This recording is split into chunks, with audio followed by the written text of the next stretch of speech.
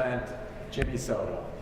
Mr. Soto filed a lawsuit today arising out of his wrongful conviction. He spent 42 years in prison for a crime he didn't commit, believed to be the longest serving exoneree in Illinois history. He served that time starting when he was 19, was released as a 62-year-old man, and now he's filing this lawsuit seeking justice. He's filed it against the Chicago Police Department. His story, unfortunately, is somewhat familiar. When he was just a teenager, there was a shooting on the southwest side of Chicago, August 1981 in Petrowski Park. He had absolutely nothing to do with it.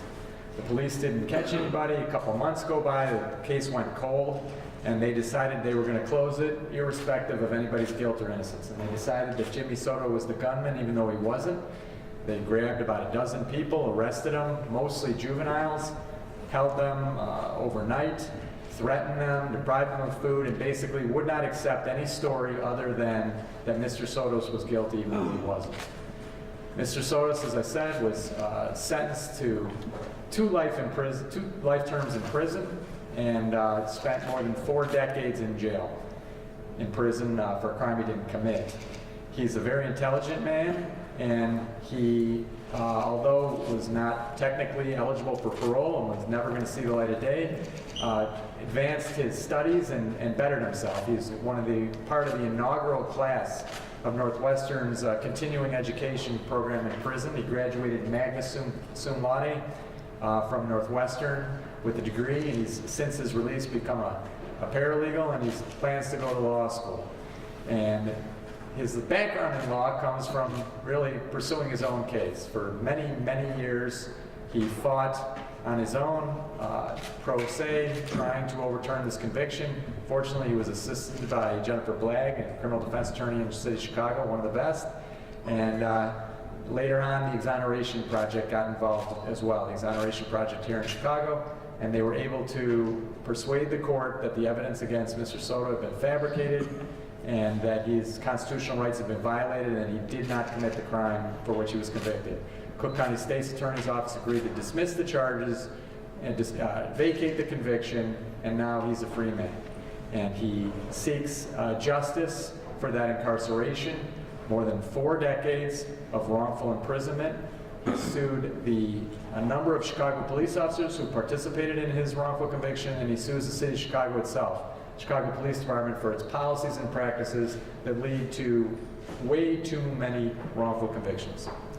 And next, Meg Gould's going to talk a little bit about Jimmy Soto and what this all means, and we're going to try to turn the microphones. You guys will let us know if it doesn't work and we have to switch it out, but let's see how this works. Go for it, man. Can you just switch chairs? Or maybe Sorry. That'd be easier. That'd be easy. Okay. Thank you. Yeah, I'll switch when it comes down. All right, good afternoon, everybody. In a few minutes, you'll get the chance to hear from Mr. Soto himself, but I just wanted to follow up on some of the amazing things that Jimmy Soto has been able to do throughout his 4 decades of incarceration and afterwards. We are so proud as Logan Lovey to get to represent him in his civil lawsuit against the City of Chicago, multiple police officer defendants, Cook County State's Attorney's Office, and against Cook County. And I know for most people in the room, it's inconceivable to imagine what it would be like to spend more than 4 decades incarcerated. But even when the criminal legal system repeatedly denied Mr. Soto his freedom, he never let that stop himself from advocating for himself, advocating for everyone around him, and defying the odds in really every way that he could. So I wanted to take a minute to just run through some of the incredible accomplishments that he has had over the course of his life. In prison, Mr. Soto took vocational courses, he received college credits, he became a certified paralegal, he tutored Spanish-speaking peers, he worked in the law library, he became a member of the U.S. Junior Chamber, a leadership training service organization, and he maintained this personal thirst for knowledge, but that was always connected to a bigger goal of advocacy, again, for himself and for others. And he has continued seeking accountability and justice for himself and again for his peers and for those whom he can help now as a paralegal himself. As John mentioned earlier, he graduated magna cum laude with his bachelor's degree as the part of the first cohort of Northwestern's prison education program, and he has no plans to stop pursuing his legal education. He plans to go to law school to continue to work, to continue his work to help others like him. So it's my tremendous pleasure to introduce Mr. Soto.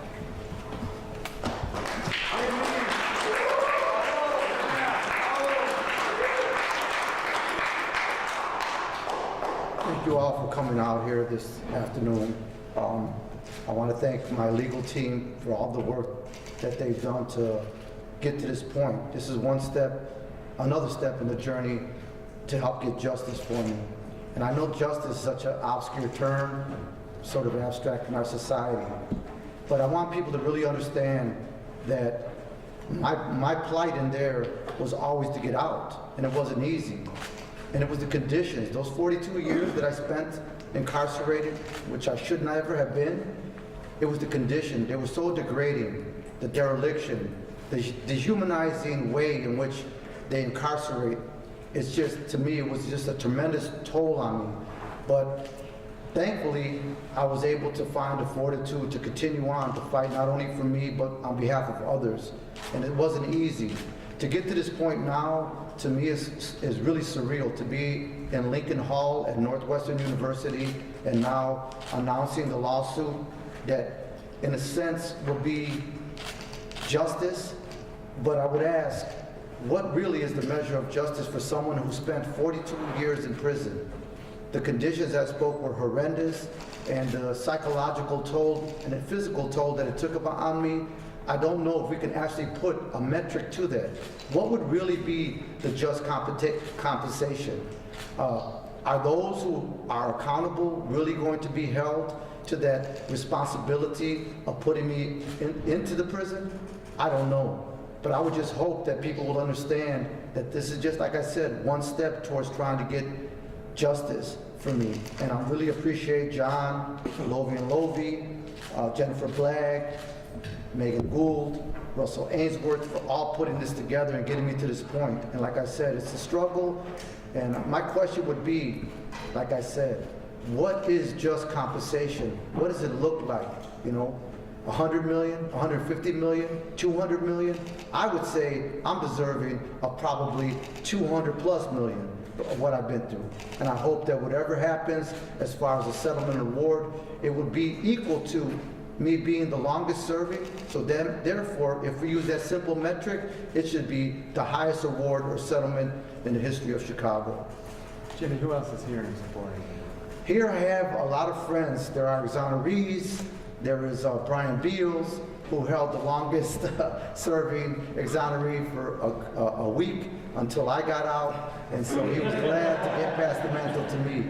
But I have my family, my sisters, two sisters are here, Rose and my sister Pilar, my brother-in-law Adam. I have Jennifer Lackey, who I can't speak enough about her, who gave me the gift of higher education and has helped me tremendously on my transition out here.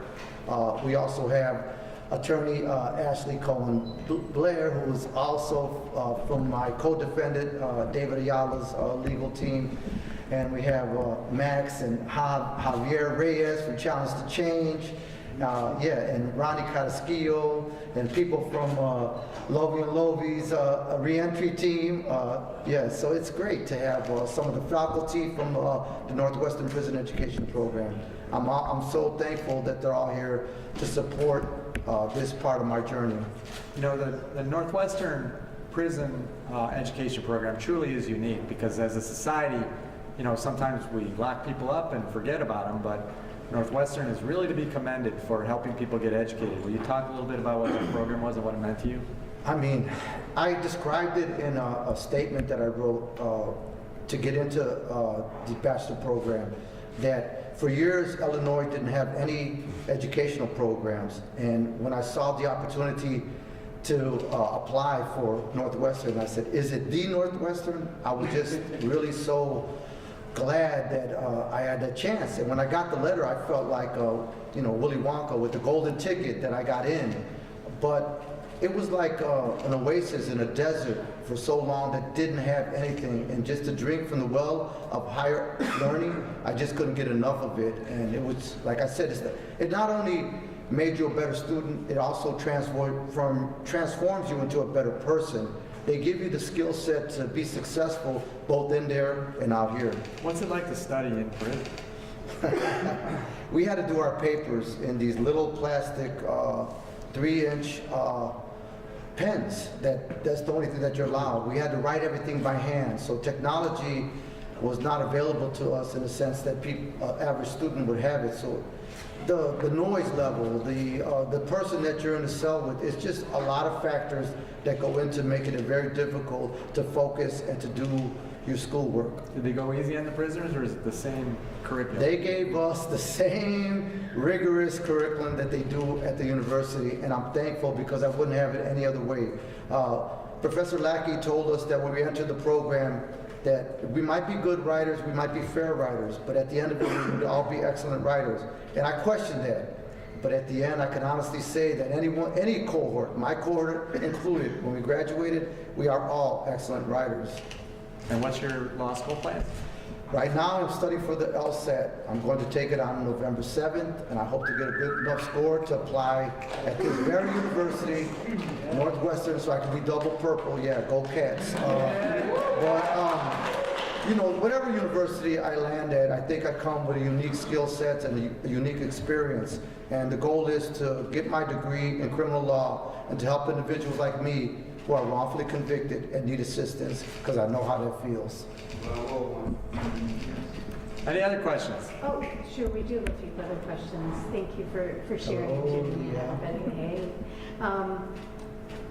Knowing that other federal lawsuits have been filed like this and have not gotten any traction, and your understanding of not only your case, but of the law, how are you feeling about our justice system? Well, I'll say this, that it is really truly justice delayed. And if we go to the old adage, justice delayed, justice denied, then I spoke about, you know, justice being an obscure term. Waiting for these settlements to come through and or to go to trial is just, to me, ridiculous. I know that there's a lot of people wondering, why does it take so long? And to me, I can't have that answer. John, who has more experience in that realm than me, could probably better answer why it takes so long, but it shouldn't. Realistically, my team has told me we're looking at 4 or 5 years before we get to that point. Perhaps someone does want to comment on that. I know our station and others have done reports about the money being spent to fight these types of federal complaints. Who would like to comment on what they hope happens? I mean, in fairness, it's a tricky problem. The city, you know, gets sued. Nobody begrudges them the right under appropriate circumstances to defend themselves. But the system is broken because there are cases like this one and others where the right thing to do is get a resolution. And instead, what they do is they hire defense firms who make, you know, millions and millions of dollars in attorney's fees to protract the thing for 3 or 4 or 5 years. And then they lose anyways. And, you know, they lose these giant verdicts, and then they've paid the defense firms millions of dollars, and then they have to pay the plaintiff's attorney's fees, and then they get these huge verdicts. A more rational system would involve, you know, a resolution. They can look at Jimmy Soto's case and say, geez, we got a problem here. We convicted a guy we shouldn't have convicted. Some of the police officers engaged in fabrication and misconduct. Surely we can resolve it. But the way the city of Chicago has handled it in the past is just to stonewall and to deny and, you know, and to fight to the bitter end. It's not a good strategy. It's not the way you'd run a company because it's not economically rational, and it's not the way they should run a law department either. The problem wasn't good under the other mayors, and it certainly hasn't gotten better under this one. Jimmy, you talked about the size of any potential settlement. Does the money mean more, or does the message it would send mean more to you about reforming the process and keeping people like you from having been incarcerated in the first place? I think the message means more to me. Obviously, the money would help me put together my life that's been broken in 1,000 pieces, but the message to send, you know, that shot over the bow to say, this is intolerable, inexcusable for this to happen to someone like me. And John, you mentioned the broken system. how broken does it have to be before it gets fixed? And we're talking about 160+ million in the last 5 years spent on misconduct suits, much of it to the firm, congratulations. But how much does that, how big does this problem have to be before we try to fix it?